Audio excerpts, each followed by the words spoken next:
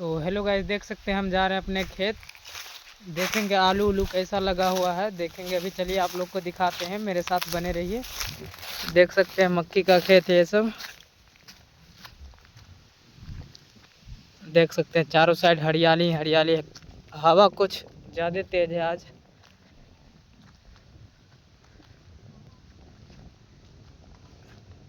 देख सकते हैं मेरा खेत है और ये आलू का पौधा है, देख सकते हैं।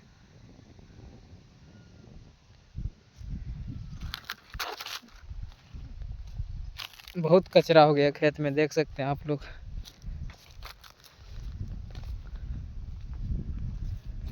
15 दिन के बाद आए हम खेत घूमने के लिए, देख सकते हैं आप लोग। मेरे साथ बने रहिए।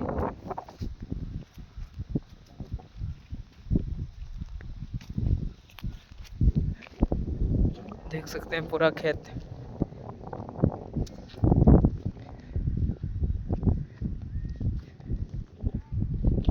वो मेरे पापा हैं जो कि खेत में है।